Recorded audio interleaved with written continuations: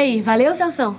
Ficou ótimo, Gênesis. Ai, eu quero ouvir em casa mais tarde, antes de mixar. Será que vai caber no meu pendrive? Tá só com giga. Claro, o arquivo tá com 5 megas. Como assim? Só 5 megas? Só? Um arquivo com 5 megas não é pouca coisa, não. Ainda mais se a gente pensar que tá tudo escrito em zeros e uns. Quer dizer que essa gravação digital que você fez reduziu a minha música a um monte de números, é isso? Exatamente. Os computadores que a gente conhece, como esse, que registra a sua música, funcionam todos com base em zeros e uns, ou seja, em linguagem binária. Não ter que fazer contas é o sonho de muita gente. E pode ser difícil de acreditar, mas esse também foi o sonho de alguns matemáticos famosos. O francês Pascal, no século XVII, desenvolveu a bisavó das calculadoras. Nela, cada número era representado por meio de determinadas posições nas engrenagens. Nessa época, a eletricidade ainda não tinha sido descoberta, e eram necessárias muitas engrenagens para realizar cálculos simples, como somas e subtrações. No século XX, com o advento da energia elétrica, as engrenagens foram substituídas por lâmpadas e depois por transistores, que representavam as informações por meio de 2 estados, ligado e desligado. Essa dupla de estados deu origem aos zeros e uns, usados para programar e armazenar informação nos computadores atuais. Mas como é que funciona mesmo esse lance de linguagem binária? É difícil de acreditar que sons, imagens, formas possam ser reduzidos a zeros e uns. Pois é. A linguagem binária funciona de uma forma bem parecida com um sistema que você conhece muito bem, o sistema decimal, que tem 10 símbolos básicos. 0, 1, 2, 3, 4, 5, 6, 7, 8 e 9. Para representar todo e qualquer número, o sistema decimal usa apenas esses 10 símbolos, que assumem valores diferentes de acordo com as posições que eles ocupam. O número 5, por exemplo, quando ele está na posição das unidades, vale 5 vezes 1, que é 5 mesmo. Quando está na posição das dezenas, vale 5 vezes 10, que é 50. Quando está na posição das centenas, vale 5 vezes 100, ou seja, 500.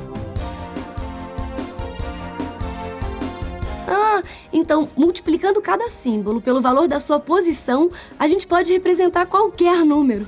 Eu sei que esse número é o 207, porque ele pode ser decomposto em 2 vezes 100, mais 0 vezes 10, mais 7 vezes 1. É isso aí! E ainda existe um jeito da gente decompor um pouco mais esse número, usando as potências de base 10. 2 vezes 100 é a mesma coisa que 2 vezes 10 ao quadrado. 0 vezes 10 é o mesmo que 0 vezes 10 elevado à primeira potência. E 7 vezes 1 é o mesmo que 7 vezes 10 elevado a 0. Agora repare que as potências de 10 estão em ordem decrescente. Primeiro, o 10 ao quadrado, para as centenas. Depois, o 10 elevado a 1, para as dezenas. E, por fim, o 10 elevado a 0, para as unidades. E estes são os termos que multiplicam as potências de 10. Ou seja, o sistema decimal traduz o 207 como uma soma de múltiplos de potências de 10. Certo, o sistema decimal eu já entendi, mas eu continuo sem saber como é que funciona o sistema binário. Bom, Gênesis, a gente acabou de ver que o sistema decimal representa cada número como uma soma de múltiplos de potências de 10.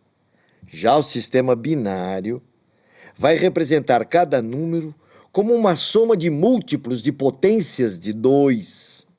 Por exemplo, o número 13, na base 2, se transforma em 8 mais 4 mais 1. Isso porque o 8, o 4 e o 1 são potências de 2. 8 é 2 elevado ao cubo. 4 é 2 elevado ao quadrado. E 1 é o mesmo que 2 elevado a 0.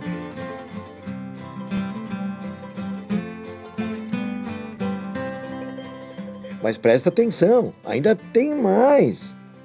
Para representar um número em potências de 2, é preciso usar todas as potências possíveis e multiplicar cada potência por 0 ou por 1. Então, voltando ao nosso exemplo, o 13 é representado por 1 vezes 2 elevado ao cubo, mais 1 vezes 2 elevado ao quadrado, mais 0 vezes 2 elevado a 1, mais 1 vezes 2 elevado a 0. Desse jeito, o 2 elevado a 1 entra na conta sem alterar o resultado. E a ordem decrescente das potências de 2 fica completa. Então, esse é o número 13 na base decimal. E esse é o número 13 na base binária. Entendi. Do mesmo jeito que na base decimal. A gente não precisa escrever todas as multiplicações, porque a posição dos zeros e uns já representa a potência de 2 que eles estão multiplicando. Então, pensando nos outros números, o 0 é representado por ele mesmo. O 1 também é 1.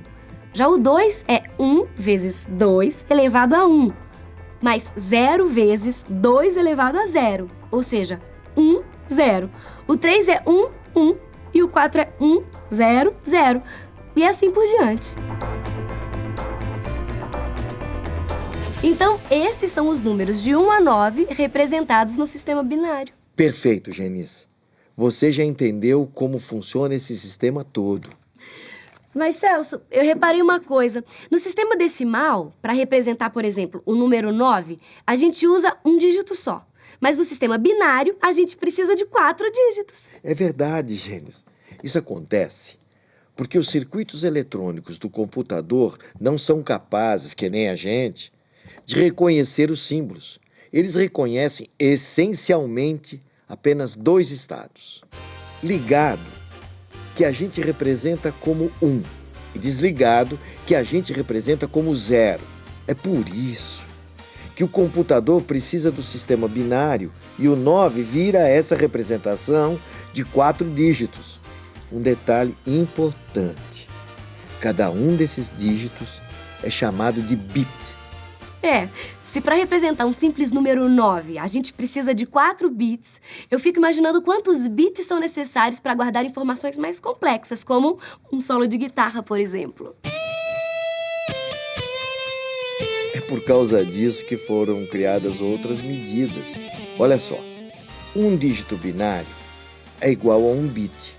8 bits equivalem a 1 byte. 1024 bytes equivalem a 1 kilobyte. 1024 kilobytes equivalem a 1 megabyte. Repare que a escala cresce de 1024 em 1024, porque esse número equivale a 2 elevado a 10. E então?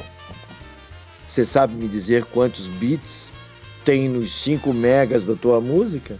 Bom, se num megabyte tem 1024 kilobytes, em 5 megas tem 5 vezes 1024 kilobytes, vezes 1024 bytes, vezes 8 bits.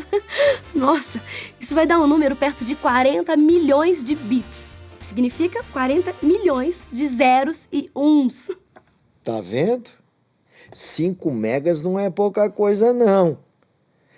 Mas se a gente gravar com outra compressão ou em outro formato, o tamanho do arquivo pode mudar, para mais ou para menos.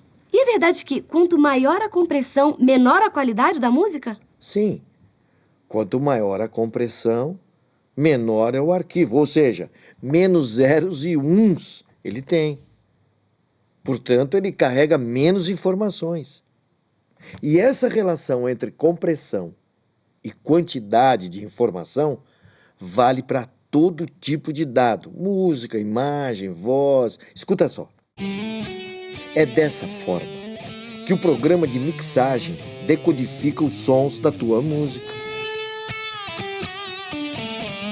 Do jeito que está, com toda essa gama de sons, a música ocupa 5 megas. Se a gente aumentar a compressão, acontece o descarte de alguma informação. A compressão não corta faixas de som inteiras, mas aproxima faixas diferentes para o mesmo som. Mas também tem as vantagens. Por exemplo, quando o arquivo é mais leve, fica mais fácil de enviar por e-mail. Entendi. A compressão pode até deixar o arquivo mais leve, mas na hora de curtir um som, eu gosto dele bem pesado mesmo. Vamos gravar mais uma aí, Celção?